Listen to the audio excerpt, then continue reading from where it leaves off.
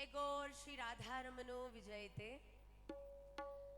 वंदेहम श्री गुरौ श्रीयुतपदकमलं श्रीगुरुन् वैष्णवांश्च श्रीरूपं साग्रजातं सहगण रघुनाथान् वितं तं सजीवम् साद्वैतं सावधूतं परिजनसहितं कृष्ण चैतन्य देवं श्री राधा कृष्ण पादान् सहगण ललिता श्री विशाखान्वितांश्च। अहो भाग्यं गौरमार्गानुवर्तिनां देवो राधारमन्यत्र यद्गुरुर्गुणमञ्जरी। हरे कृष्णा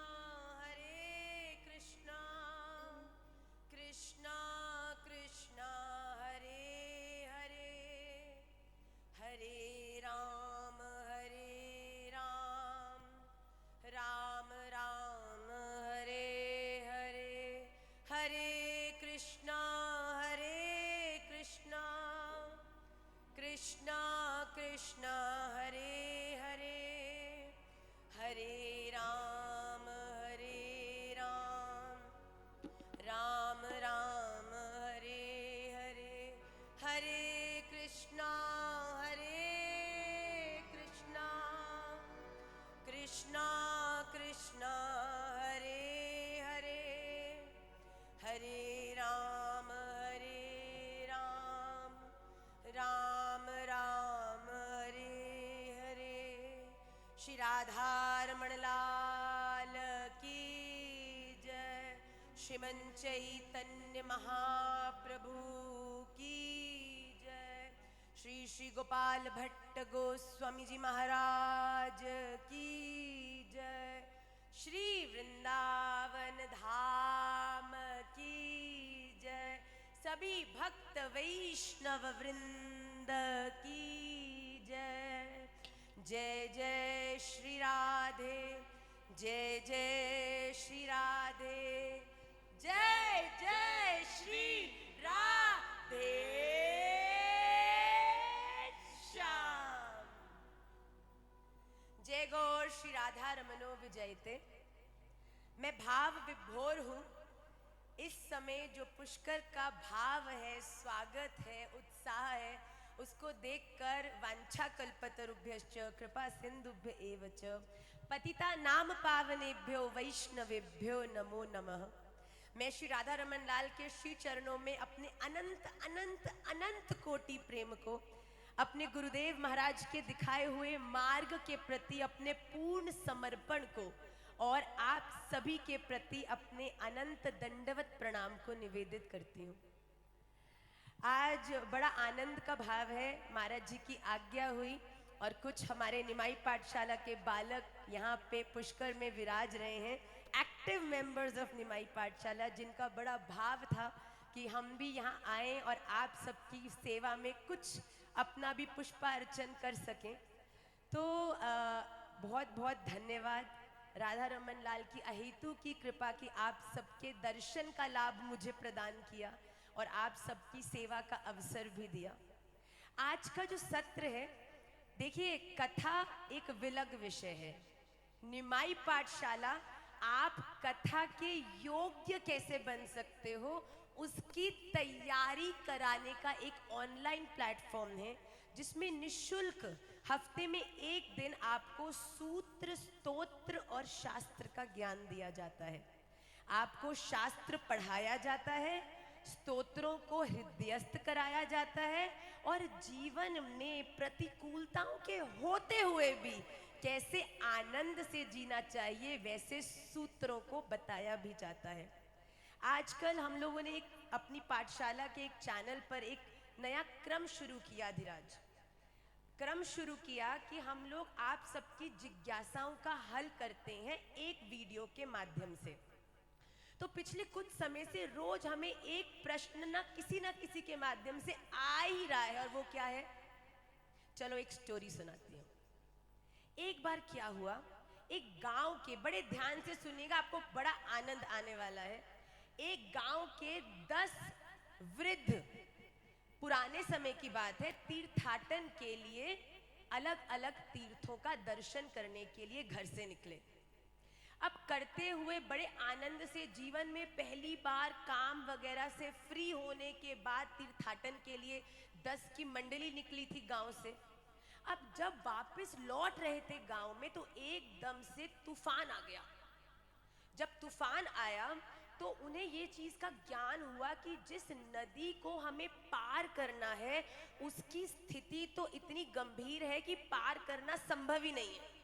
अगर उसमें प्रवेश करेंगे तो बह जाएंगे।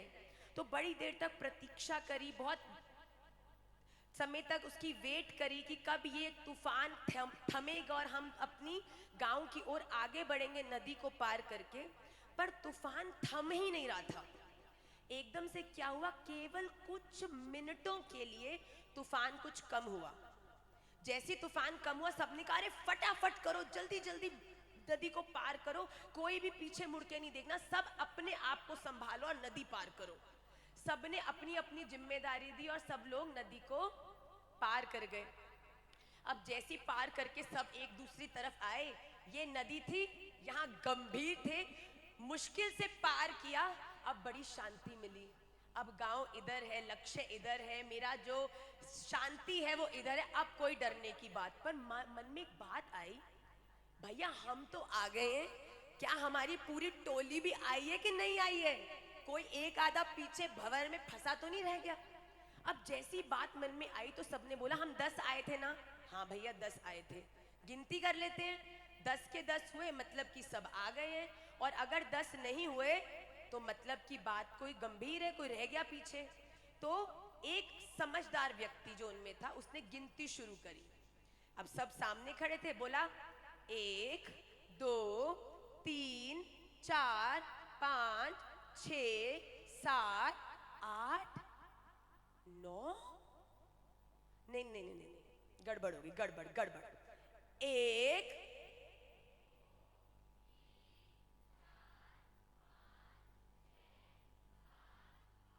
9, हे राधा रमन लाल, बह गयो एक। छाती पीटने लगे, ओ हमारा एक साथी मर गया, बह गया नदी में, क्या करे क्या करे। सब लोग जोर जोर से जंगल में रोने लगे। इतने में वहां से एक महापुरुष निकल रहे थे। इतनी उनकी दशा गंभीर देख के बोला अरे भैया क्या हो गया, क्यों इतना चिल्ला रहे हो? तो उन्हें बोला क्या बताएं, तीर्थ करने 10 गए थे कि नदी में भंवर आयो, हमने पार तो कर ली, एक हमारा बह गयो, कौन सा वाला बह गयो ये भी नहीं समझ आ रहा। तो साधु ने कहा अच्छा अगर तुम अनुमति दो तो मैं गिनूं कि तुम हो के नहीं उतने। अरे हम 4 लोग 4 बार गिन चुके हैं बाबा, तुझसे ज्यादा ही पढ़ा लिखे है, तू क्या है, माला पकड़ी है, कमंडलू पकड़ा, डोल लिया, इधर गिनती आती भी है तो बाबा ने कहा अरे धीरज तो रख, 1 2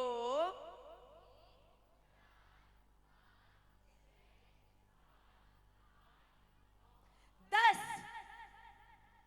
बाबा कहते भाई तुम तो 10 हो। साधु वो जो वृद्ध थे कहते बाबा तो एक तो पागल है, एक तो हम दुखी हैं, ऊपर से और मजाक उड़ा। बाबा तू जा, हम गिन रहे हैं ना, हम 4 लोग गिन चुके, हम 4 मूर्ख हैं और तू एक समझदार है हमने। हाँ तो जैसे ही उसने बोला बाबा ने कहा क्या मूर्खों में माथा मारूं, मानेंगे तो ये है ना है, तो मैं चलता हूं आगे। अब सब में हुड़ लगी कि बहा है तो मरा, बहा कौन सा वाला है? तो सबने बोला कहाँ है, बहा तो नदी में ही होगा। अच्छा ये उस समय की बात है जिस समय दर्पण इतने आए नहीं थे, शीशे इतने, आपको अपने खुद के मुखमंडल का केवल प्रियतम की नेत्रों में दर्शन होता था भैया, शीशा जैसा कोई चीज नहीं थी। तो जैसे ही उनमें से एक व्यक्ति ने कहा नदी में देखे तो सही कि कहीं नदी में तो नहीं बह रहा कोई। तो जैसे ही नदी की तरफ गए और नीचे देखा, राधा रमन लाल नीचे ही था वो। और नीचे था कौन? जो देख रहा था उसकी परछाई। अरे मिल गया, ध्रुव जी कहता मिल गया, ये मरा पड़ा है, ये डूबा पड़ा है, मर गयो। अब क्या करे? दूसरे ने कहा सच्ची मिल गया? कहता हाँ। क्या तू पीछे हट मैं देखता हूँ। दूसरा गया, उसने भी देखो भैया मरा तो पड़ो है, यही मरा पड़ो है। अब क्या करें? अब मृत शरीर है, गांव तो ले जा नहीं सकते, इतना दूर है। अब क्या करें? तो सोचा यहाँ चिता बनाई जाए। जंगल में लकड़ी बीन के लाते, चिता बनाएंगे और इसको यहीं जला देंगे। सबने बड़ी समझदारी से इधर उधर दिशाओं में जाके लकड़ियां इकट्ठी करना शुरू किया। अब साधु मूर्ख समझ के आगे तो आ गया, पर साधु तो करुणामयी होते हैं ना। अगर साधु को दिख जाए कि कोई गलत दिशा में जा रहा है, फिर भी साधु कहीं ना कहीं रुक जाता है कि भैया एक और कोशिश कर लूं, शायद समझ जाए।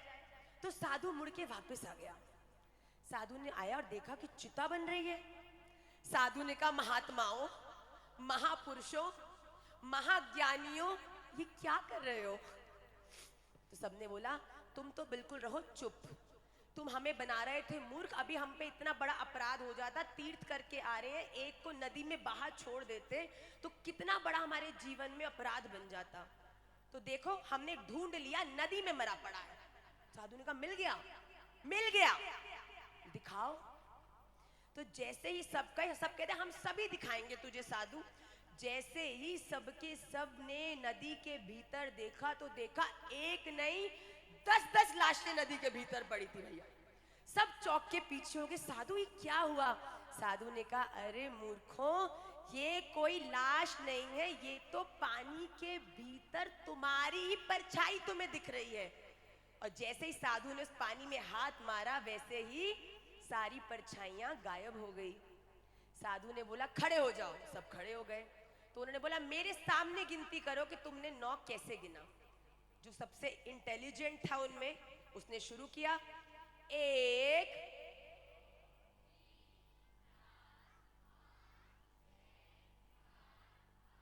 9। साधु भैया, अभी भी 9 ही है, क्या मसला है?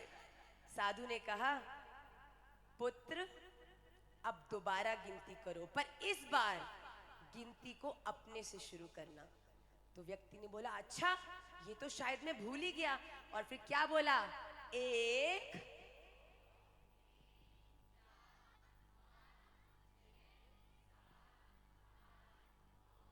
10। और सभी के सभी की हैरानी की सीमा नहीं रही। क्यों?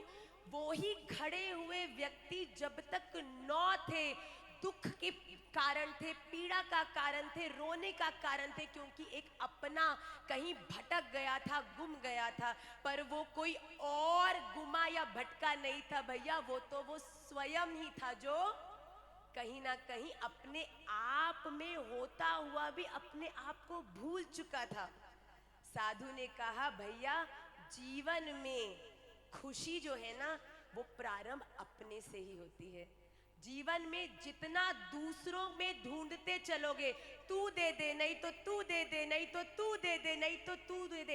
एक हिरन पूरी जिंदगी दौड़ लगाता है, किस बात के लिए? कि उसको अपने आसपास एक बड़ी सुंदर खुशबू आती है, और दौड़ता है पूरी जिंदगी। और एक दिन एक ब्याला आता है और उस हिरन को मार देता है। हिरन मरता हुआ आंखें बंद कर रहा है, और क्या देखता है कि वो ब्याला आया, वो हिरन के पास आया, उसको हिरन से कोई मतलब नहीं है, उसकी नाभि में चाकू से कस्तूरी निकाली, उसको सूंघा, और वाह, हिरन के आश्चर्य की सीमा नहीं है। वो सुगंध जिसको ढूंढने के लिए वो पूरा जीवन दौड़ता रहा, वो सुगंध तो उसके भीतर, उसकी नाभि में ही थी भैया। जीवन में प्रसन्नता, जीवन में सम्मान, जीवन में आप कुछ भी करना चाहते हो, सफलता तभी मिलती है जब प्रारंभ खुद से करते हो। क्यों? क्योंकि खुद से नहीं करोगे ना। अगर एक मैया का स्वभाव क्या होता है, पहले पति देख लूं, पहले बेटा देख लूं, पहले बच्चा देख लूं, पहले खाना देख लूं, पहले लाली देख लूं, पहले परिवार, घर, संसार, व्यवहार देख लूं। देखते देखते वो भूल जाती है कि वो भी कोई कुछ है भैया। अपने आप को भूल जाओगे तो एक ना एक दिन अकेले रोते रह जाओगे भैया। इसके लिए इतना गया, पूछा नहीं, बच्चों को जीवन दे दिया, बड़े हो गए, पूछा नहीं, संसार के संग रोज 56 भोग बना के खिलाए, फिर भी कहते हैं तेरी बहू ज्यादा अच्छा बनाती है, मेरी थोड़ी ऐसी ही है भैया। ये संसार का स्वरूप है। जीवन में प्रसन्न होना चाहते हो ना, तो अपने आप की खुशी जो कहीं बाहर नहीं मिलेगी, अपने भीतर आपको मिलेगी, उसको पहचानना बड़ा जरूरी है भैया। अच्छा एक बात बताओ, अंग्रेजी में खुशी को क्या कहते हैं? हैप्पीनेस। कौन कौन कहता है खुशी का मतलब है हैप्पी? हाथ खड़ा करो। खुशी का मतलब है हैप्पी। तुम तो बोला, तुम तो खड़ा करो। हैप्पीनेस, हैप्पी, हैप्पी, चीयरफुल एक ही बात है। हैप्पी मतलब खुशी। हैप्पी की स्पेलिंग क्या है तन्मय? क्या माइक में बोल। HAPPY। HAPPY। बाबूजी ठीक है? रोहित जी ठीक है? हैप्पी का मतलब HAPPY। आज मैं आपको बताती हूँ ये हैप्पी, ये खुशी जो HAPPY है ना, ये केवल HAPPY नहीं है, ये H से है हार्मनी। हार्मनी का क्या अर्थ होता है? संतुलन। आपने कभी ने किसी ने कोई मैच देखा है? क्रिकेट का मैच देखा है या आपने हॉकी का मैच देखा है? हॉकी के मैच में क्या होता है? दो टीम्स होती हैं, एक टीम आगे खेल रही है, एक टीम इधर खेल रही है। एक दिन दो मित्र मैच देखने गए बाबूजी। एक मित्र खुश, एक छक्का बजा, क्या बात है। दूसरा मित्र रो रहा है। दूसरे ने देखा, एक झापड़ दिया उसमें। भैया इंडिया पाकिस्तान मैच चल रहा है, इंडिया छक्का मारी है, तू रो रहा है? दूंगा तेरे कान। किसकी टीम को सपोर्ट कर रहा है भाई तू? उसने बोला भाई एक बात बताओ, खेल रहे हैं 11 लोग, 5 लोग, सॉरी खेल रहे हैं 12 लोग,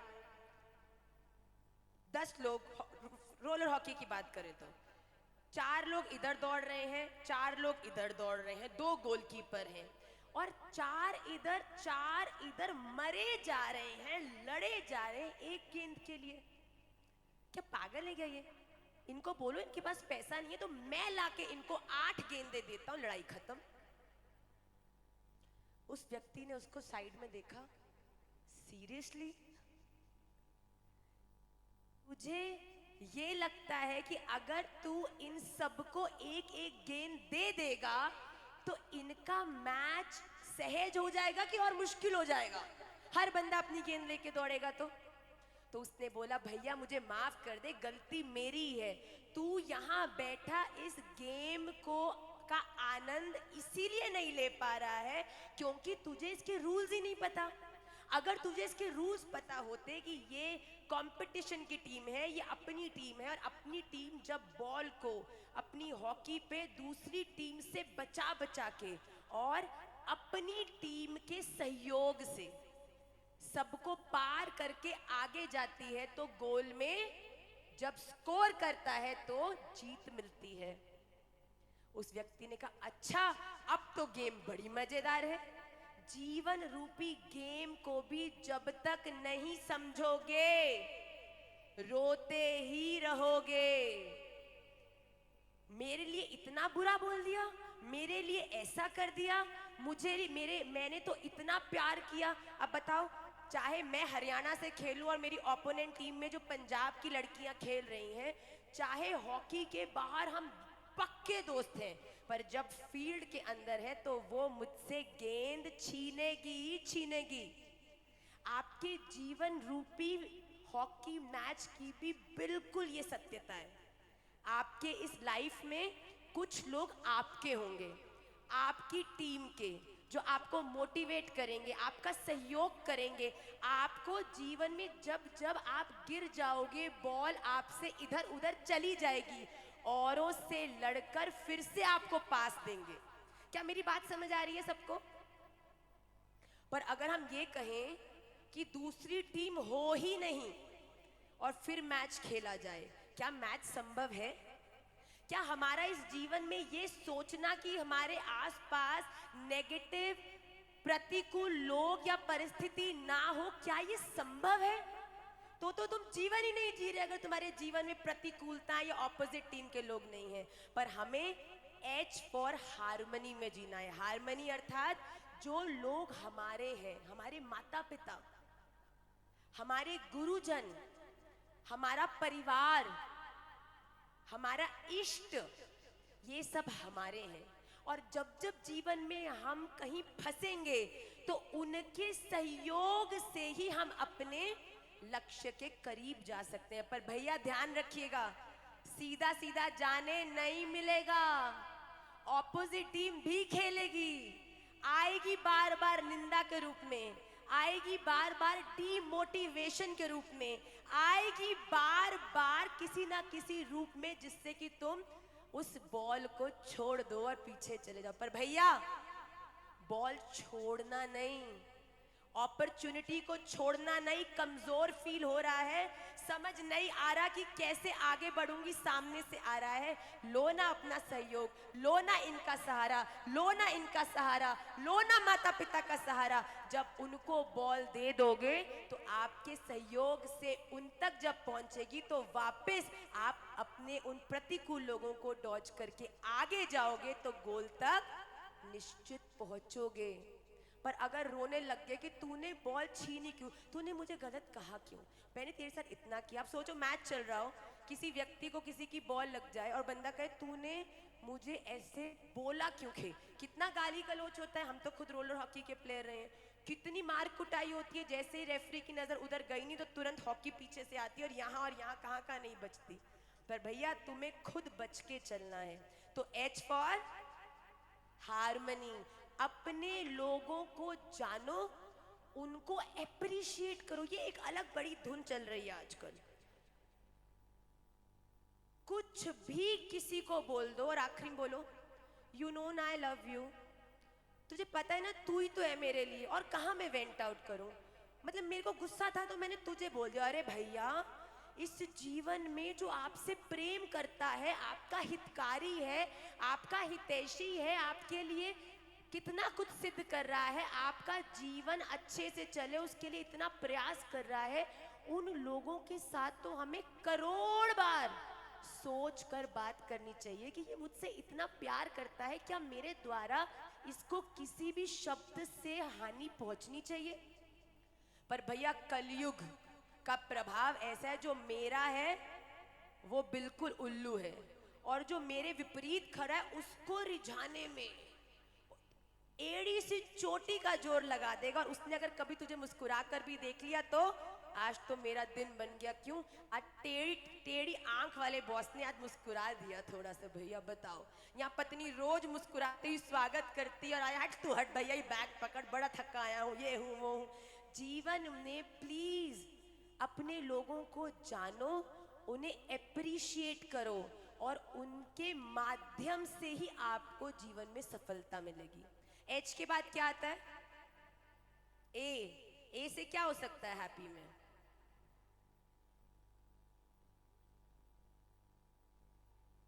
एप्रिशिएट, एब्सोल्युटली। मैंने अभी ये कहा ना कि ए फॉर एप्रिशिएट या फिर ए फॉर एक्सेप्टेंस।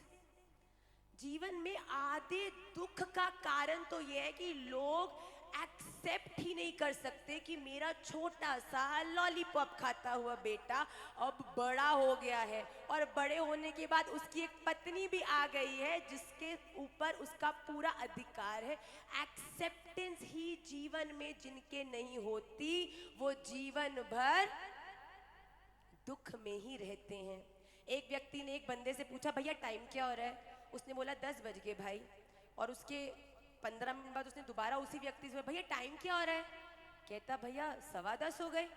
झूठे, मक्कार, धोखेबाज, क्या हो गया भाई? तूने बोला 10 बज रहे हैं 15 मिनट पहले, अब बोला 10:15 हो गए। ये कहाँ की नीति है भाई? उस समय का सत्य था कि 10 है, आज का सत्य है कि 10:15 है। अगर आप पास्ट की चीजों को सत्य मान के ये सोच लोगे कि ये सदा ऐसी ही रहेंगी और ऐसी ही होनी चाहिए, तो जीवन में सदा दुखी रहोगे। आपको पता है हम में से बहुत लोग यहाँ बैठे हैं जो कलयुग में जी रहे हैं। कौन कौन कलयुग में जी रहा है भाई? आप लोग अंडर कॉन्फिडेंट क्यों? अच्छा कौन से युग में जी रही हो तुम? कलयुग में? हाँ, आप कलयुग में। और कलयुग क्या होता है? कलयुग क्या है?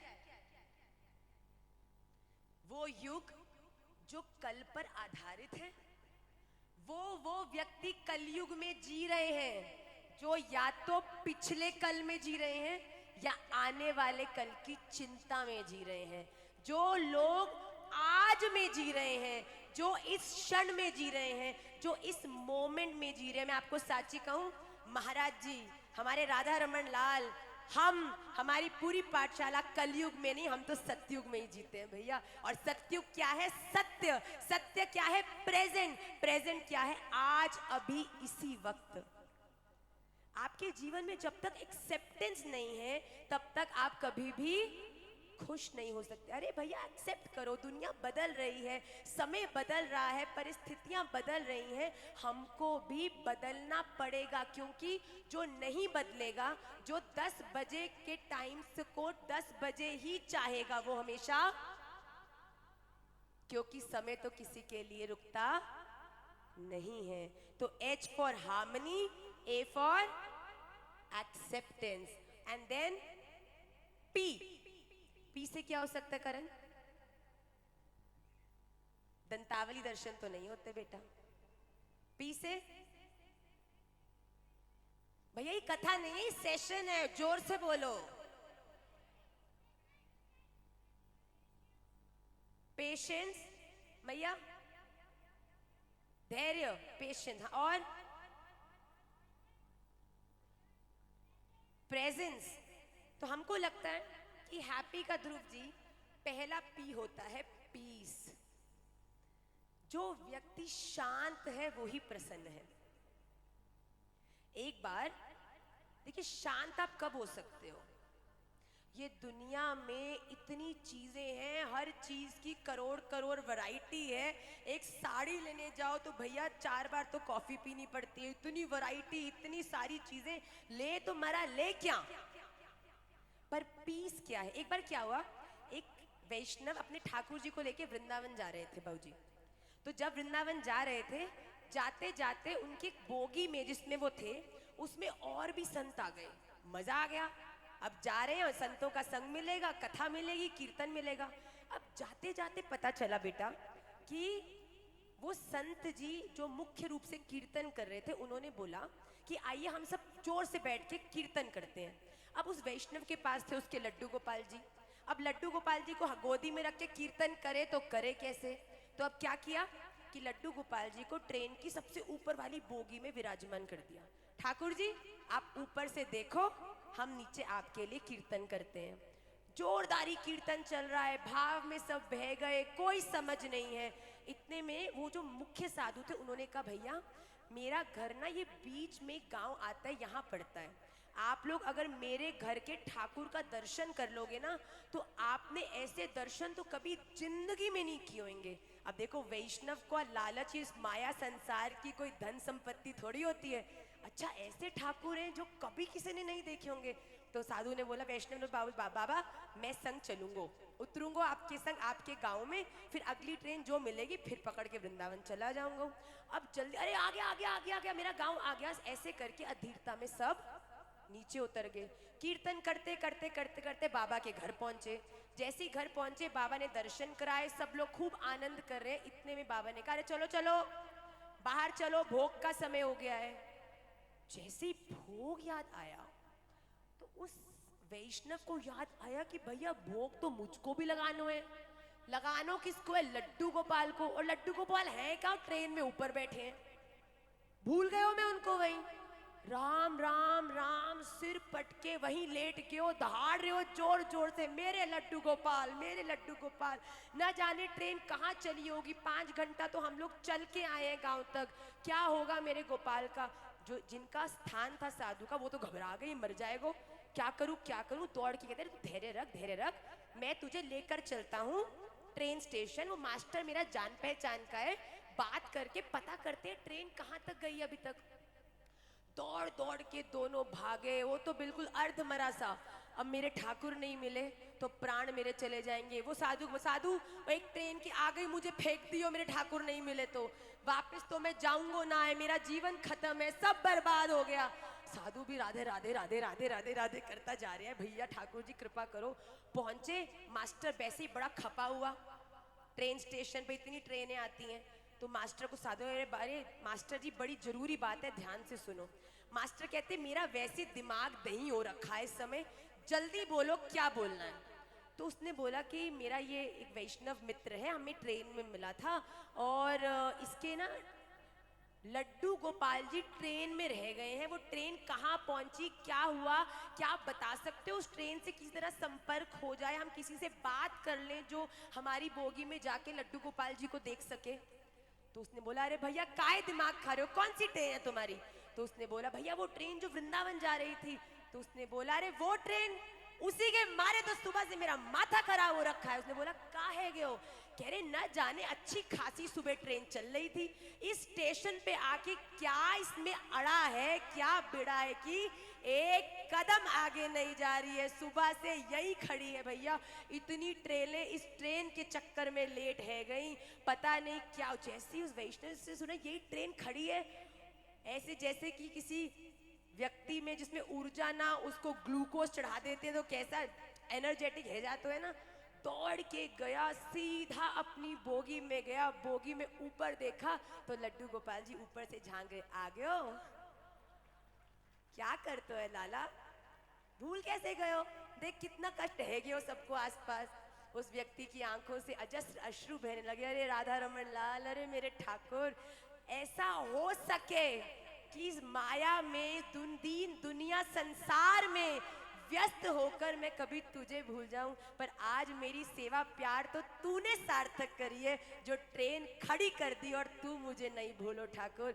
उसने जल्दी से अपने ठाकुर जी उठाए, वो निकला तो साधु अभी भी ट्रेन मास्टर से माथा मार रहा था।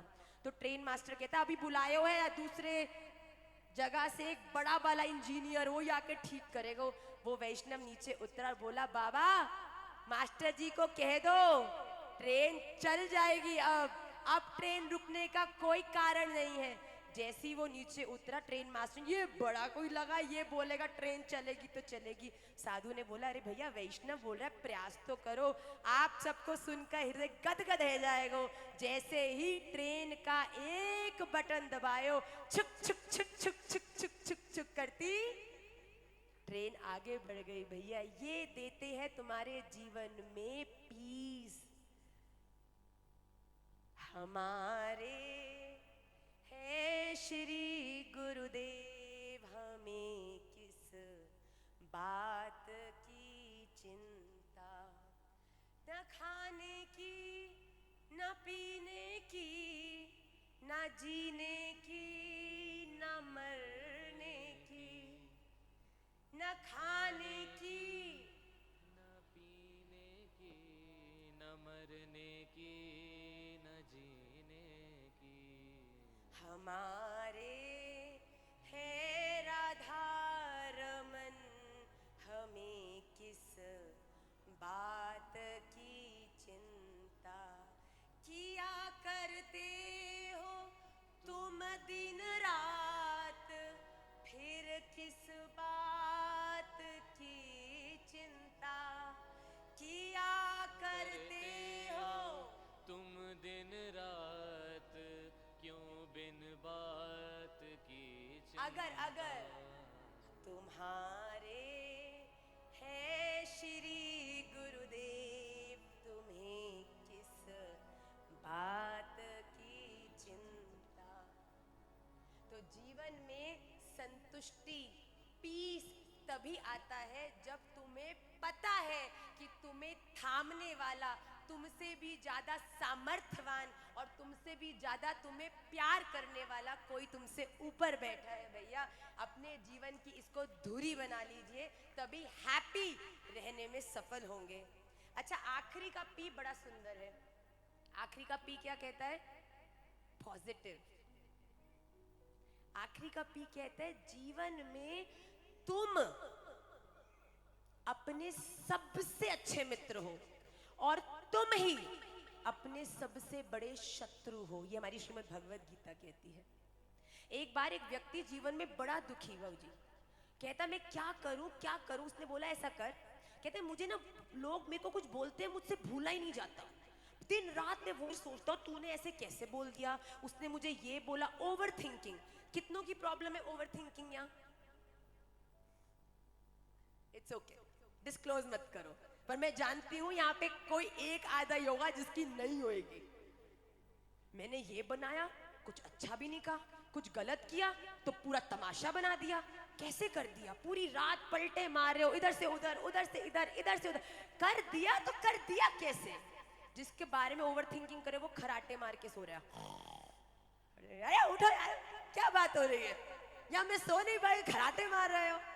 होता है कि नहीं होता? Very practically. तो उस व्यक्ति ने बोला मेरे जीवन की भी यही समस्या है, मैं सोचता रहता हूँ, सोचता है तो भूल ही नहीं पाता कि कोई मेरे साथ बुरा करता है। तो एक व्यक्ति ने कहा ये ना चोटी के ऊपर पहाड़ पे एक साधु रहता है, उसके पास जाओ, वो साधु ना तुझे ऐसा मंत्र देगा। मंत्र में तो कितनी निष्ठा है सबकी, कुछ ऐसा हो जाए ईम ब्लीम क्लीम की बस जिंदगी बिल्कुल रोड से महल तक पहुंच जाए, जिंदगी में सब कुछ हमारे हिसाब का हो जाए भैया। तो ऐसा ही उस दोस्त ने उसको मार्गदर्शन किया और वो उस चोटी पर चढ़ा गया। जैसे साधु प्रणाम प्रणाम बेटा, क्या हो? साधु मुझे बड़ी प्रॉब्लम है, लोग मेरे दिल से निकलते नहीं है, इतना मैं उनके बारे में ध्यान करता हूँ, मेडिटेट करता हूँ, ओवर थिंक करता हूँ, मेरी तबीयत खराब हो जाती है। साधु कहते एक सेकंड रुकेगा? तो उसने बोला हाँ। कह रहे मेरे को ना एक बड़े मेरे प्रिय शिष्य ने मुझे खाने पे बुलाया है नीचे पहाड़ी पर, तू मेरे संग चलेगा? चलूंगा साधु, ले चल, पर आके मेरा समाधान कर दियो, पक्का कर दूंगा। तो साधु ने बोला चल। अरे सुन सुन, ये पत्थर उठा ले जरा। भैया 15 किलो का पत्थर उसको बोला उठा ले। अब हमारे प्रिंस जैसा होता तो भैया उठा भी लेता, पर कोई सहज हमारा बालक को उसको बोले 15 किलो का पत्थर उठाओ तो उसकी तो आधी जान वहीं मर जाए। उसने पत्थर उठाया और साधु ने ना इधर देखा ना उधर, दौड़ता हुआ साधु पहाड़ी से नीचे उतर गया और पीछे आ रहा है वो हट्टा कट्टा शिष्य। पत्थर संभालूं कि अपने आप को संभालूं, कि सांस को संभालूं, कि जूता को संभालूं, कि रास्ता देखूं, हाँफता हुआ बड़ी दुखी में नीचे गिरता पड़ता नीचे पहुंचा। जैसे नीचे पहुंचा उसको बड़ी गुस्सा आई। साधु सामने पेड़ पर टक के ऐसे लेटा हुआ। साधु क्यों किया मेरे साथ ऐसा? साधु ने बोला भाई तेरा मार्गदर्शन करने के लिए। तो बोला ये तो मैं समझ ही गया था कि 15 किलो का पत्थर तू मुझे नीचे तो लेके कोई कारण से तो लाएगो ना, ऐसा तो है नहीं कि जंगल में और 15 किलो के पत्थर नीचे, तो पहाड़ी से काहे लेके आयो? उस साधु ने बताया देख तू भी पहाड़ी से उतरा, मैं भी पहाड़ी से उतरा, उम्र में मैं तेरे से 25-30 साल बड़ा हूं, फिर भी आनंद से आया और तू रोता हुआ आया। क्यों आया? क्योंकि मैं आनंद से खाली हाथ चल रहा था और तू अपने ऊपर 15 किलो के पत्थर का भार उठाते हुए नीचे उतरा है।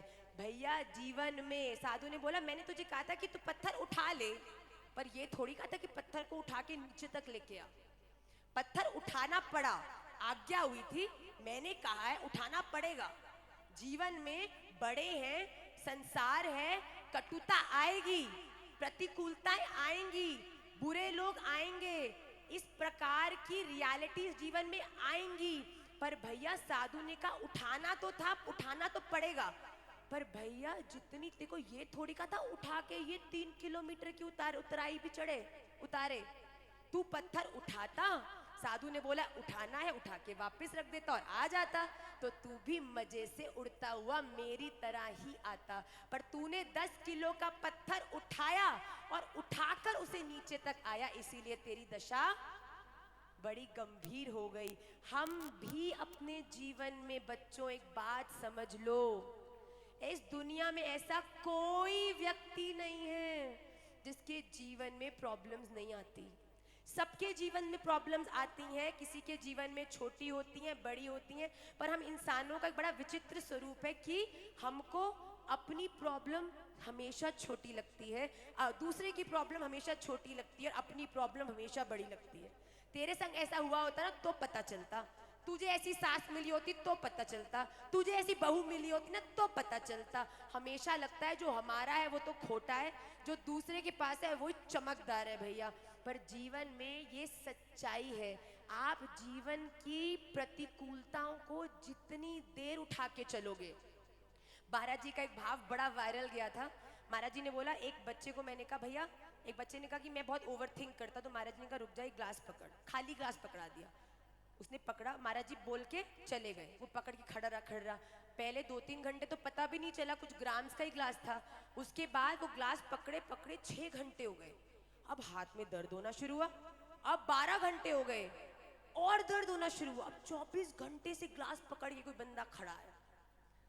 हाथ ऐसा हो गया कि अब टूट ही जाएगा, कंधे से अब नीचे तो आएगा ना, टूट ही जाएगा।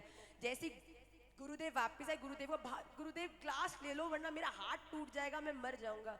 गुरुदेव ने हाथ से ग्लास लिया, नीचे रखा, समझाया ग्लास को अगर 1-2 घंटे पकड़ के रखा ना तो ग्लास कोई ज्यादा पीड़ा नहीं देगा भैया। वो ही ग्लास तब भी 50 ग्राम का था, 24 घंटे बाद भी 50 ग्राम का ही था।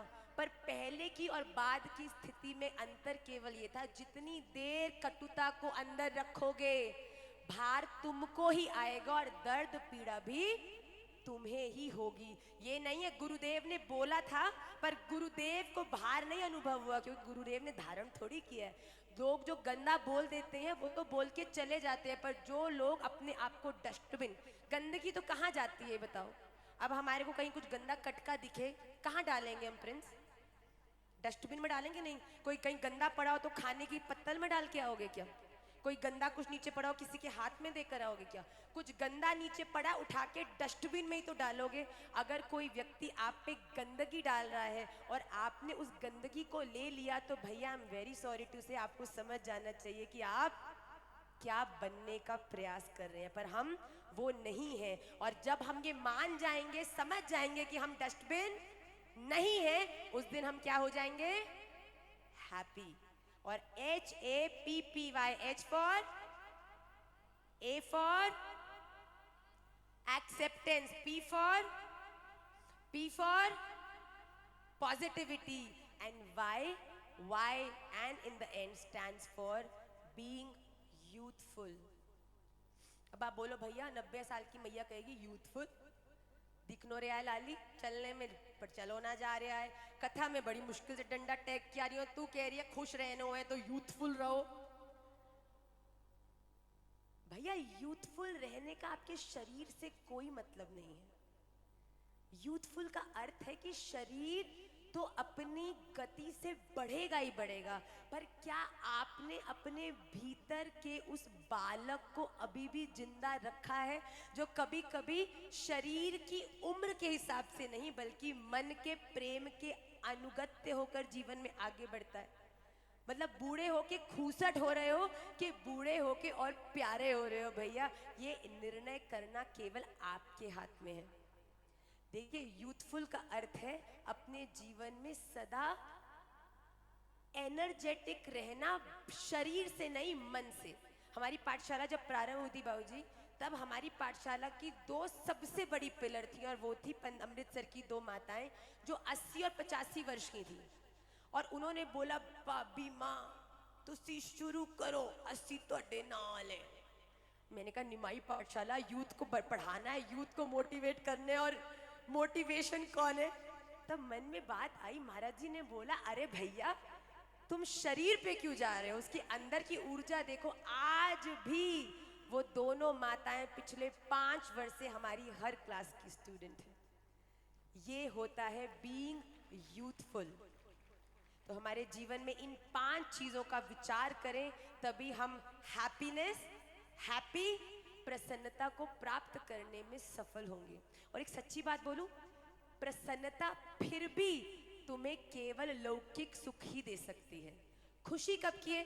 तूने अच्छा बोला मैं खुश, तूने टेढ़ा देखा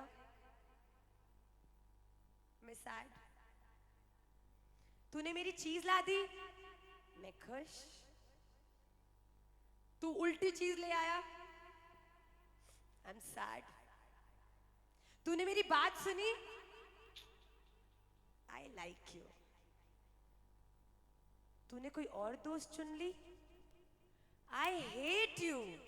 भैया जीवन में जब तक संसार पर अपने सुख दुख का विचार छोड़ोगे, तो जैसे दिन रात आता है, जैसे गर्मी सर्दी आती है, जैसे जीवन में अलग अलग समय पर अलग अलग परिस्थितियां आती हैं, वैसे ही खुशी भी आ ही जाएगी। पर एक बात बोलूं, एक खुशी ऊपर की चीज है जो आ गई ना तो कभी जाएगी नहीं। क्यों?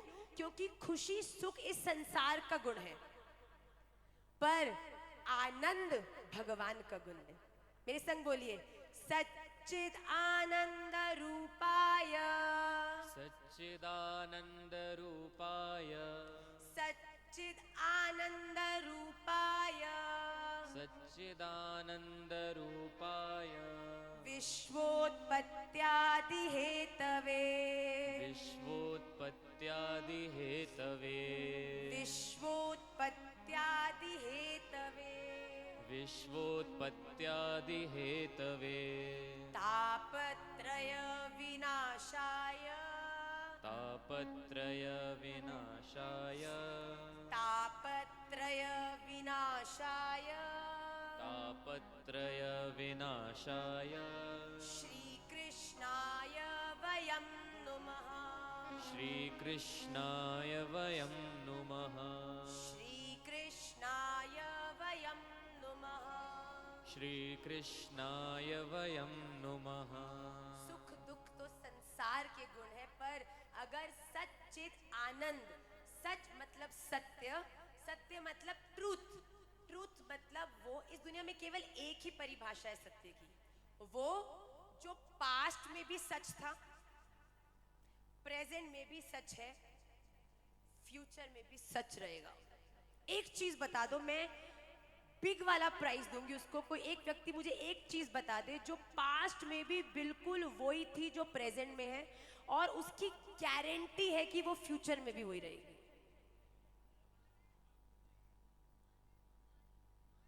आनंद ठाकुर जी, राधा रमन लाल। हाँ, सत्यता की परिभाषा ही ये है, जो पास्ट प्रेजेंट फ्यूचर में तीनों में सच है, और वो सच केवल हमारे राधा रमन लाल है।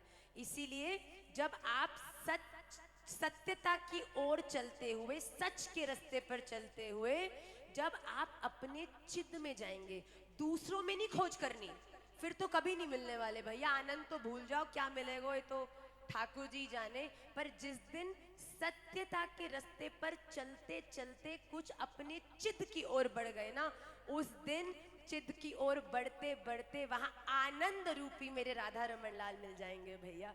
सच्चिद आनंद रूपाय। तो जीवन में सुख दुख में खेलना है तो दुनिया से प्रेम करो, व्यवहार करो, सब करो, पर साची कहूं, अगर आनंद की स्थिति का अनुभव करना है ना, तो इस दुनिया में विराजमान हर एक व्यक्ति के भीतर उस राधा रमन लाल का आवाहन करके उसकी सेवा करो, उसके हित का विचार करो। मेरे राधा रमन लाल केवल ऐसे नहीं दिखते, मेरे राधा रमन लाल केवल ऐसे नहीं दिखते, मेरे राधा रमन लाल केवल ऐसे नहीं दिखते, मेरे राधा रमन लाल ऐसे भी दिखते हैं भैया। अपने जीवन में, अपने बच्चों में, माता पिता में, बहू में, बेटी में, ना जाने कौन रूप गोविंद मिल जाए।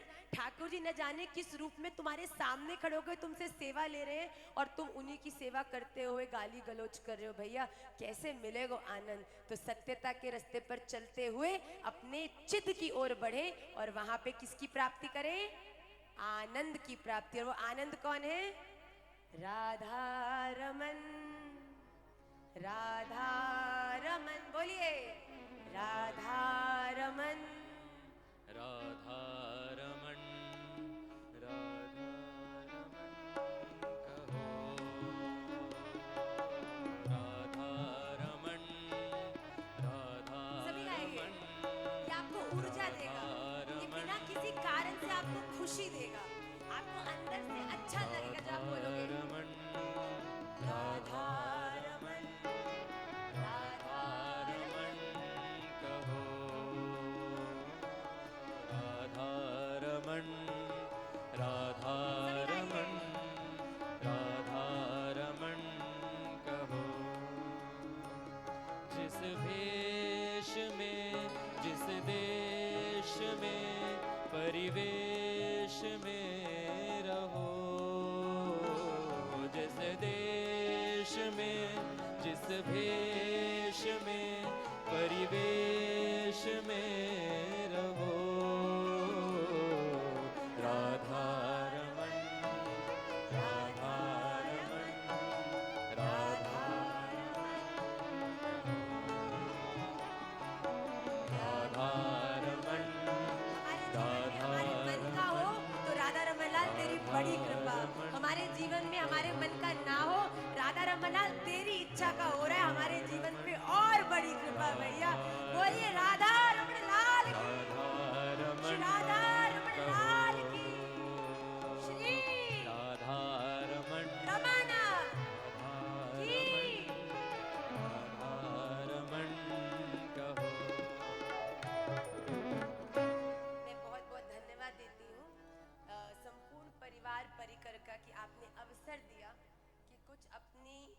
बिल्कुल अल्प बुद्धि से, पर आप सभी के मुख पे उस प्रसन्नता का दर्शन करने के लिए उस उद्देश्य से कुछ HAPPI में, जहाँ पर harmony, acceptance, peace, positivity and youthfulness, जब ये पांचों गुण आपके जीवन में प्रकाश देंगे तो आप सच्ची अपने जीवन में कुछ हैप्पी अनुभव करने लगेंगे। अब हमने सत्र को तो इस बात पे हम विश्राम करेंगे, पर अगर आप में से महाराज जी चल चुके हैं शायद, तो जब तक महाराज जी आ रहे हैं, आप में से किसी की भी कोई जिज्ञासा हो, कोई क्वेश्चन हो, तो वो हमसे पूछ सकता है। निसंकोच पूछिए, ये अवसर है। तो आपको कोई भाव है, कोई कंफ्यूजन है, तो आप पूछ सकते हैं। पूछना सबको, यार सब इधर उधर देख रहे हैं, कोई एक तो खड़ा करे, फिर मैं भी माइक दो। लो हमारा नहीं आना, हम ही आते हैं, रुक जाओ। हाँ, दो। श्री राधे। राधे राधे बेटा। मेरा नाम चित्रांश वशिष्ठ है, मैं अजमेर से हूँ। जय। मेरा एक सवाल है कि कई बार मन बहुत विचलित हो जाता है, और वो विचलित कुछ इस तरीके से हो जाएगा कि कभी मन शांत होगा ही नहीं बहुत समय तक। शायद रात को सोते समय अगर मन विचलित हो गया तो वो फिर सुबह उठेंगे तब तक भी विचलित ही रहेगा। रात को सोते समय जो ख्याल रहा है, सपने में भी विचलित होंगे, सपने में भी विचलित होंगे, और सुबह उठते भी वापस वही ख्याल होगा। तो अपन अपने मन को किस प्रकार से सहज कर सकते हैं? बेटा सबसे बड़ी बात है इसमें, सबसे पहले हमको ये जानना पड़ेगा कि हम विचलित क्यों हो रहे हैं। क्योंकि जब तक बीमारी नहीं पता होगी, दवाई कैसे लगेगी? बताओ, दर्द हो रहा है घुटने में, खा लोगे सेरिडॉन तो घुटने का दर्द ठीक होएगा? तो सबसे पहली बात है कि ये पता करो विचलित हो क्यों रहे हैं।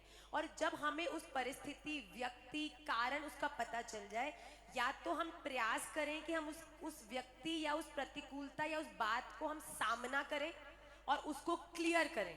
पर अगर वो ऐसी स्थिति है कि हम उस बारे में कुछ नहीं कर सकते, तो भैया तुम्हारा विचलित होना केवल उस 15 किलो के पत्थर को छाती पे रखने के बराबर है। तो अगर तुम्हारी ऐसी परिस्थिति है कि तुम उस सिचुएशन को ना बात कर सकते हो, ना ही तुम उसको उसमें कुछ ठीक कर सकते हो, तो तुम प्रार्थना कर सकते हो। और मैं सच्ची कहती हूँ, ये कोई सुपरफिशियल चीज नहीं है। प्रार्थना में जो बल है वो जीवन के बड़े बड़े समाधानों में नहीं है। पर सबसे पहले विचलित होने का कारण क्या है, और वो कारण क्या आपका सही है? अगर वो सही है तो जिसके संग ये कारण है उससे बात करो कि भाई तेरी इस बात से मेरा मन बड़ा दुखी, बड़ा विचलित हो गया। या तो वो व्यक्ति सॉरी बोल देगा, या उसको चेरी ऑन द केक कर देगा, कुछ और ऐसा बोल देगा कि तुम विचलित नहीं बावरे रह जाओगे। तो भैया वो तो चाहता ही यही है। अगर वो तुमसे प्रेम करता होता तो कोई ऐसे शब्द बोलता जो तुम्हें विचलित कर दे। पर एक बात और है, इस दुनिया में कई लोग ना ओवर सेंसिटिव बनकर भी जीते हैं। मतलब तूने थोड़ा सा भी अटेंशन नहीं दिया तो कैसे नहीं दिया? भैया इस स्वभाव पे भी हमको काम करना। हम अगर इतने फ्रेजाइल रहेंगे कि दुनिया की हमारा छोटा लाला है, हम जानबूझ के उसके गिरने पर कभी उसको कभी प्यार नहीं करते। अच्छी बात है भैया, चलो उठो, अपने आप ठीक होगे। अगर हर बात के ऊपर इतने फ्रेजाइल हो जाओगे भैया, तो जीवन जीना बड़ा कठिन है। तो हम अपने जीवन में विचलित जब हों तो अकेले बैठ के विचार करें, भाई इतना ठाकुर जी ने कृपा करिए, 2 हाथ 2 पैर, ऐसा परिवार, ऐसा जीवन दिया है, और एक व्यक्ति परिस्थिति की बकवास की बात। और मजा तो तब आए जिसने विचलित किए वो बैठे विचलित होकर, वो तो बोल के निकल गया अपना काम। एक बार क्या हुआ,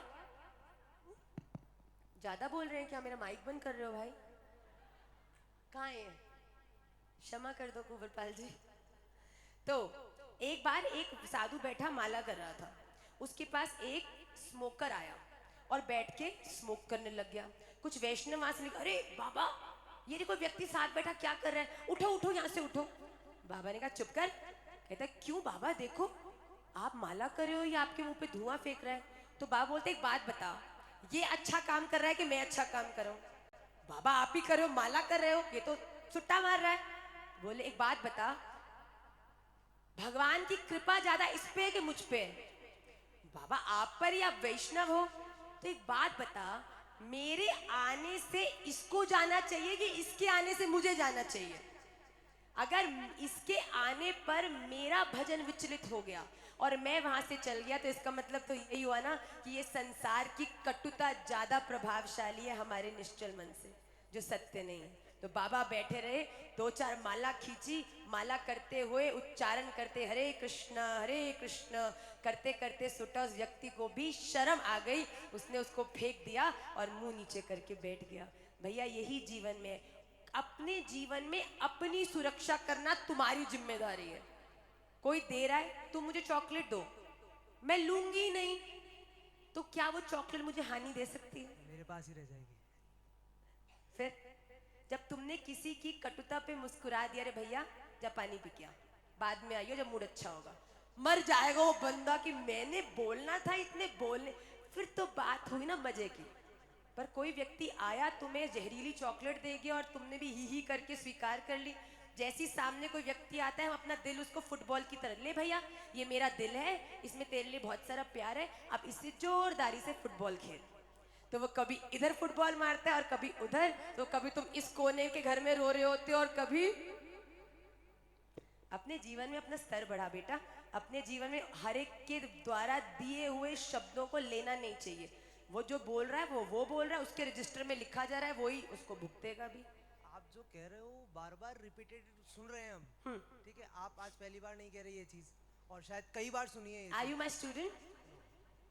आई am a teacher actually. Oh wow, a teacher talking to a teacher. हाँ, तो होता क्या है, जब अगर मैं, मेरी एज कम है but I am a teacher, तो मैं मेरे स्टूडेंट से उस तरीके से बिहेव नहीं कर सकता हूँ, ठीक है ना। मैं उनके किस साथ तरीके से? मतलब अगर उन्होंने मुझे गुस्सा दिलाया और मैं उनके ऊपर मिसबिहेव करूँगा, तो दैट इज़ नॉट राइट हमारे प्रोफेशन के लिए। मैं प्रोफेशन नहीं बोलूँगा, एक डिवाइन प्रोफेशन में कहूँगा, ठीक है ना। बट अगर आपने जैसे कहा कि आप अकेले बैठ जाओ, और अगर हम कहेंगे कि ध्यान करने आप लगे। टीचर ही तभी हो जब शिष्य के द्वारा उल्टी चीज करने पर भी आपके मन में उसको ठीक करने की करुणा है।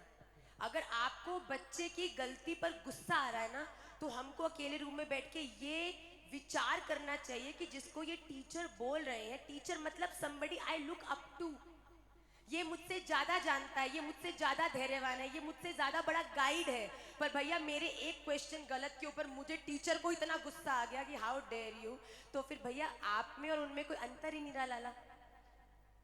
तो टीचर बनना है, देखो टीचर बनने का अर्थ है उस स्तर को प्राप्त करना, गुरु बनने का अर्थ है उस स्तर को प्राप्त करना जहां पर तुम क्या बोल रहे हो, क्या सुन रहे हो, क्या कर रहे हो, क्या देख रहे हो, क्या सूंघ रहे हो, क्या खा रहे हो, सबके ऊपर तुम्हारा नियंत्रण है। तब तुम टीचर हो। और तुम्हें फॉलो करके कोई तुम जैसा बनना चाहे, अंदर बैठ के कभी खुद ही पूछना अपने आप से, मेरे स्टूडेंट तो 100 हैं, पर सच्ची बताओ जो उनके अवगुण है, क्या मुझ में वो गुण है जो उनमें उनको सही रास्ते की ओर ले जा सकते हैं? मैं खुद और ज़्यादा खुद को बेटर करने की कोशिश कर रहा हूँ उसके लिए। और आप देखना जैसे जैसे आप बेटर होते जाओगे ना, ग्रेजुअली आपके स्टूडेंट्स भी बेटर होते जाएंगे। ये एक बिल्कुल पैरेलल रोड है बेटा। What you so shall you. शायद आपको गुस्सा ज्यादा आता है इसलिए आपके स्टूडेंट्स भी आपको गुस्सा थोड़ा ज्यादा दिलाते हैं। ये बिल्कुल सही बात है। जो व्यक्ति जितना चिढ़ेला होता है ना, ठाकुर जी को चिढ़ेलों को और चिढ़ाने में जो मजा आता है बेटा, और जो खुश रहते हैं उनके जीवन में खुशियों के अंबार लगाने में भी देर नहीं करते। जी मैया, माइक को जल्दी, भाई तुम तो महाराजा हो रहे हो।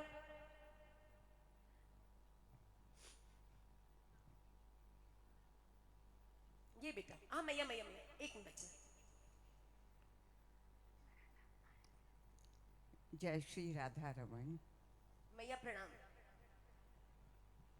मैया बैठ के पूछ सकते हैं। नहीं नहीं, ऐसी कोई बात आप नहीं। इधर आगे बैठ सकते हाँ हैं। हाँ, एक तो मैं, आप थोड़ा मुझे परमिशन दें तो इस बच्चे की बात पर बोलूं जी। कि मैं भी टीचर रही हूँ, तो हम बच्चे के साथ एक माँ के रूप में पेश आए तो शायद हमें उसकी परेशानी और स्वयं की परेशानी दूर करने का अवसर मिलेगा। जय। जैसे बच्चा है तो वहाँ क्या करती है, पहले तो बहुत प्यार से समझाती है, और जब दवाई देती है तो क्या करती है, उसकी नाक भी बंद कर लेती है और हाथ में, उसमें पाँव में, दोनों हाथ दोनों पाँव दबा के उसको दवाई देती है। तो वो किस लिए?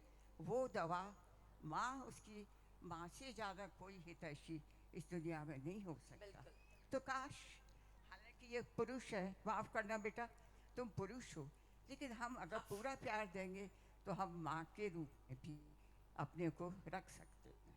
जय। अब दूसरी बात जो आपने हैप्पीनेस के लिए बताया, तो पी फॉर परमेश्वर भी हो सकता है। P for परमेश्वर, permission। परमेश्वर, परमेश्वर। परमात्मा। Oh yes, ये सब हैप्पी होने के बाद जो मिलेगा वो परमेश्वर ही है मैया। परमेश्वर ही मिलेगा। जय। बस ये मेरा। आपने, हमने तो देखो मैया साग को सिद्ध कियो, साग बाहर से लाए, अमनिया कियो, उसको गैस पे चढ़ायो, उसको बनायो, पर अभी ठाकुर जी ने लियो ना आया था। क्यों? क्योंकि आपने तुलसी नहीं डाली, तो आपने हैप्पीनेस में परमेश्वर जोड़ के वो तुलसी जी पधरा दी। अब ठाकुर जी इसको आरोग लेंगे। अरे भैया, हम वहीं के हैं, मथुरा वृंदावन के। जय। वो ही ब्रज भाषा, वो हमें बहुत अच्छी प्यारी लगे, और बहुत, क्योंकि मैं बांसुरी बजाती हूँ, तो मैं तो कृष्ण के रूप में भी मैंने बहुत लीला में पार्ट प्ले किया है। जय मैया। फिर तो आपको हमारी पाठशाला को भी मार्गदर्शन करना पड़ेगा, हम आपको तंग करेंगे अब। आपका अधिकार है, प्रणाम। मैं तो आपको बेटा भी कह सकती हूँ, पूरा हमको बहुत अच्छा लगा, क्योंकि वो प्यार से। हमको बहुत अच्छा लगा। हाँ लाली।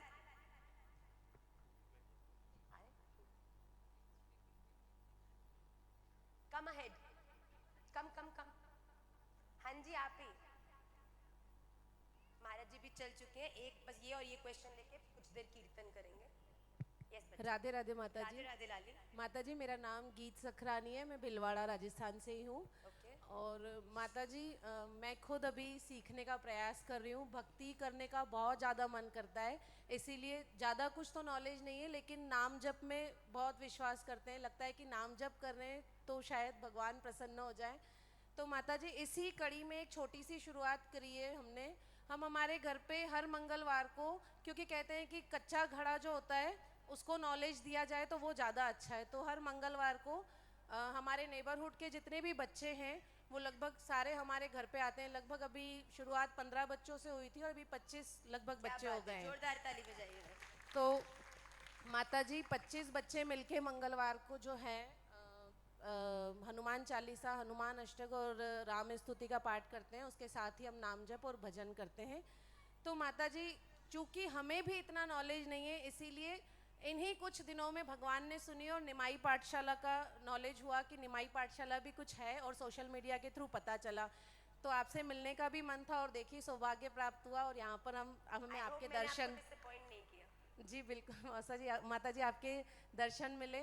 तो आपसे बस ये जानना चाह रहे थे कि निमाई पाठशाला हमें क्या सहयोग कर सकती है, हम उन बच्चों को आगे हम उन बच्चों को और अच्छा कुछ सिखा सके, और निमाई पाठशाला का जो कुछ भी सिलेबस है या कुछ भी हमें भी मटेरियल मिल सके तो हम उनको दे सके। निमाई पाठशाला एक ऑनलाइन प्लेटफॉर्म है, आपको कहीं नहीं जाना, अपने घर से ही हफ्ते में केवल एक बार 1 घंटे के लिए हमारी क्लास से जुड़ना होता है, जो कि लाइव क्लास होती है संडे, मंडे, ट्यूसडे, 3 दिन होती है, जिसमें मंडे वाले दिन विदेशी बच्चों के लिए अंग्रेजी में पूरी क्लास ली जाती है, और संडे और ट्यूसडे को हिंदी में ली जाती है, जिसमें हम लोग भगवत गीता का अध्ययन कराते हैं।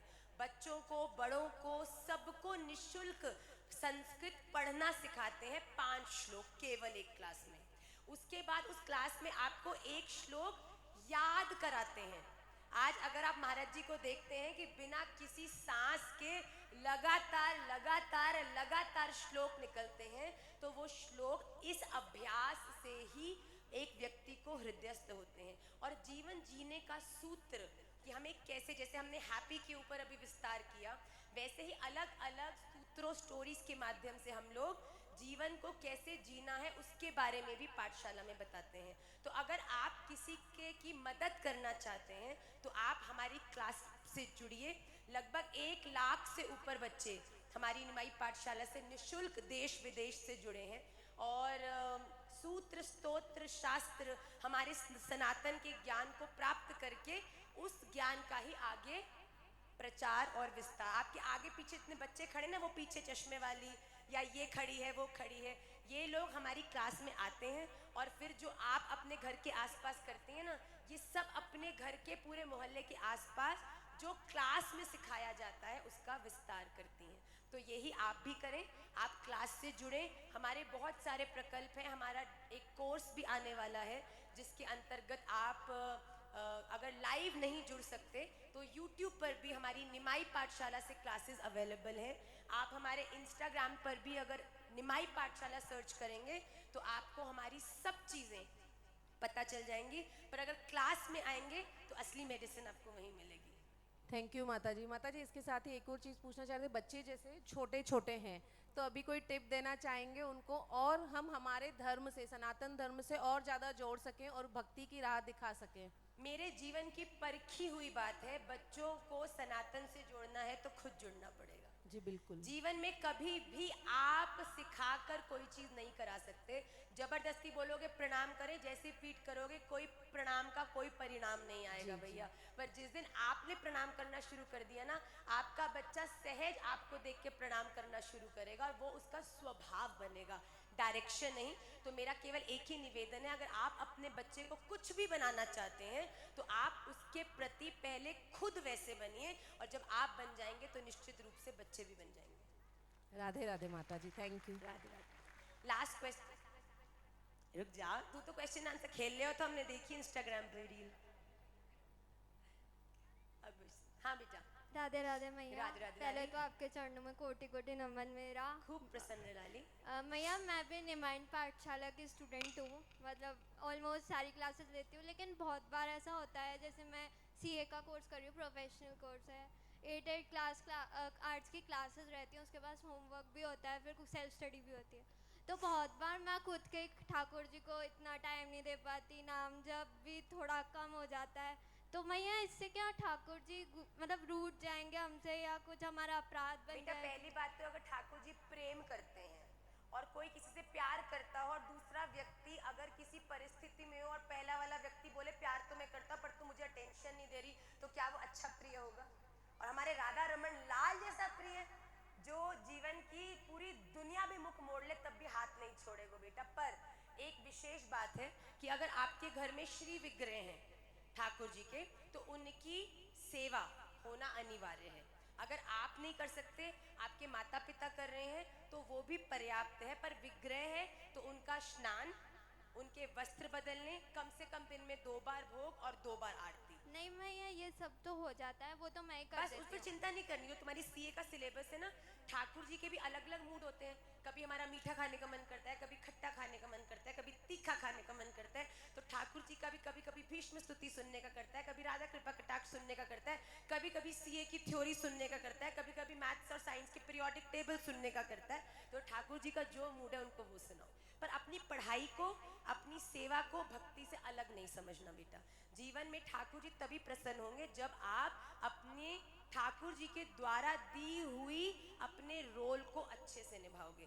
मंदिर और माला नहीं भी गई करी, पर अगर अच्छे से अपने घर वालों में राधा रमन का दर्शन करके, उनके लिए, राधा रमन के लिए जो उन शरीर में है उसके लिए भी अगर प्रयास किया ना, तो ठाकुर जी आपको ऐसे प्राप्त हो जाएंगे। मैया धन्यवाद। मैं है मेरा पहले एक एक पूछो, नीचे देखो तुम्हारी लाइन लग गई है भाई। नहीं महाराज मैया, जी। छोटा सा ही है कि अगर अपन से जो बड़े हैं तो वो अगर कुछ गलत करें हमारे साथ या किसी और के साथ या घर वालों के साथ, तो हम उनको कहें तो हम गलत हैं क्या? मतलब देखिए आपका संबंध कैसा है उस बड़े से, और अगर संबंध ऐसा है कि आप उनको क्या कर सकते हो, पीट थोड़ी सकते हो, बोल ही सकते हो। तो आप प्रेम से जाके देखिए, कोई हमसे कुछ गलत करता है, उस गलती के ऊपर हम भी अगर फैल जाएंगे तो कभी भी समाधान नहीं होगा। किसी ने गलत बोला, हम भगवान के हैं, हमारे जीवन में भक्ति है, हम राधा रमणी है, तो हम में वो पेशेंस है कि उसके द्वारा बोली हुई गलत बात पे तू गधा तो तू महागधा बोलने से हम अपने आप को रोक दे, और उसके बाद जब उसका क्रोध शांत होगा तो जाके प्रेम से उससे बात कर कि भैया ये बात का सोल्यूशन देखियो। गर्मी में, गुस्से में भगवान कहते हैं क्रोधात् भवति सम्मोहा, सम्मोहात् स्मृति विभ्रम, स्मृति भ्रंशात् बुद्धि नाशो, बुद्धि नाशात् प्रणश्यति। If somebody is angry, in that anger he loses all his wisdom to take the decision between right and wrong. And when you are not capable of deciding between right and wrong, you will always take a wrong decision, which will make you feel sad. आपकी बुद्धि का पतन हो जाएगा, बुद्धि खराब हो गई, तुम्हारी जिंदगी खराब है भैया। तो इसीलिए अपने जीवन में धैर्य रखो। कोई बड़ा कुछ गलत कहता है तो उल्टा जवाब नहीं देना है, उस समय धैर्य धारण करके जब उनका गुस्सा शांत हो जाए तो प्रेम से जाके उनको समझाओ। फिर भी नहीं समझते, राधा रमन लाल अब आप ही उनको समझाओ, यही हमारे जीवन का समाधान है। Radhe Shyam Ma, Dandvat Pranam. खूब प्रसन्न है बेटा। Thank you for the opportunity once again. I don't know why I feel I see you everywhere. You will be seeing me so much in this month, especially. हाँ, So I have a question. oh, yes. Actually, I used to be very peaceful in nature. I still am, but I don't know, out of nowhere, certain things and certain people started triggering me, and I am becoming a bit angrier day by day. So how to control that Are those anger? people yours? Yeah. Then you deserve to become unpeaceful. Really? आप अगर किसी को अपना मान लोगे और फिर वो आपको अपना बोलकर आपको अनपीसफुल कर रहा है, तो क्या वो अपना है? इसका विचार कौन करेगा? हम जबरदस्ती, एक पत्थर होता है ना लाली 500 किलो का, जब उसमें से एक्स्ट्रा छट जाता है तो ठाकुर जी के एक सुंदर विग्रह निकल आता है। पहले वो पत्थर भी 500 रुपए का था और वेट भी 50 किलो था। जब एक्स्ट्रा निकल गया ना तो पत्थर भी हल्का हो गया पर दाम बढ़ गया। वही पत्थर जो पहले 500 का इल शेप था, मूर्ति बनने का 50,000 का हो जाएगा बेटा। अपने जीवन में ऐसे अनपीसफुल करने वाले लोगों को एक्स्ट्रा समझ के निकाल दो और पीसफुल होके सुंदर हो जाओ। जी माँ, फिर तो सब लोग को महाराज- निकालना पड़ेगा। राधा रमन को घुसा ले, सब अपने आप निकल जाएंगे। राधा रमन लाल घुसे तब से सब निकल गए माँ, कोई बस। नहीं बचा। देखो, छोड़ना किसी को नहीं है, राधा रमन लाल को पकड़ना है। जब राधा रमन लाल को पकड़ लोगे ना, अपने आप ठाकुर जी जो एक्स्ट्रा है वो निकलवा देंगे। जी माँ। तुम्हें प्रयास भी नहीं करना पड़ेगा। महाराज जी आगे जल्दी जल्दी क्वेश्चन। Thank you, मैया। बड़ी डेडिकेटेड स्टूडेंट्स हैं। हाँ जी, Radhe Radhe Ma. Radhe Radhe बेटा। We don't have any questions, but we are blessed to have you and being a part of Nimai Pathshala. Love you, Ma. There could not be a better conclusion to this session. Thank you so much and I love you too and I'm very grateful। ना जाने महाराज जी, किसी ने मुझसे पूछा कि आप अगले जन्म में क्या बनना चाहती हो, या आप इस जन्म में अगर आपको एक वीटो पावर मिल जाए कि आप कुछ भी पता कर सकती हो तो आप क्या पता करोगी? तो मैंने बोला मैं यही पता करूंगी कि मैंने क्या पूर्व जन्मों में कर्म किए हैं जिसके कारण आज आप सबका इतना प्रेम बल मुझे राधा रमन जी के रूप में प्राप्त हो रहा है। वो मिल गया ना तो और तो ज्यादा नहीं पर उतना तो जरूर कर लूंगी जिससे कि ये जो प्रेम है इससे कभी वंचित ना हूं। ममोत्तम श्लोक जनेषु सख्यम संसार चक्रे भ्रमत स्वकर्म भी तन्माय यात्मात्म मजदार गेहे श्वासक्त चित्तस्य ननाथ भूयात्। एक भक्त का क्या स्वभाव होता है? कहता है भगवान आप मिलो नहीं मिलो आपकी मर्जी, जो कर्म मैं उल्टे कर रहा हूँ वो भोगने के लिए तो मुझे वापस तो मरना ही पड़ेगा ना, पर मेरी एक प्रार्थना सुन लो ना। भगवान कहते हैं क्या? कहते हैं चाहे आप मेरे कर्मों के अनुसार बार बार धरती पे भेज दो, मुझे कोई प्रॉब्लम नहीं है, पर मुझे भेजना किसी ऐसे के घर में जो आपके दासों के भी दास हो। चाहे छिपकली बना देना उस घर की, पर मुझे कभी अपने नाम से वंचित मत करना। तो राधा रमन लाल मुझे भी आप ऐसी कृपा करना, चाहे निमाई पाठशाला के जो कक्ष है उसकी छिपकली बना देना अगले जन्म में, पर निमाई पाठशाला और बच्चों से कभी दूर मत करना। मैं भी हमेशा यही प्रार्थना करती हूँ। So thank you so much. आप सभी के चरणों में भी मैं प्रणाम करती हूँ। और मैं सबसे रिक्वेस्ट करूंगी कि प्लीज निमाई पाठशाला ज्वाइन करें। जितना प्यार हमें मिला उससे सहस्त्र सबको मिले। निमाई पाठशाला की जय। वह हमारे लिए उपहार आए। आज लाली आप सभी को प्रणाम करके महाराज जी भी आ चुके हैं, तो हम संकीर्तन प्रारंभ करें और महाराज जी का भी स्वागत करें।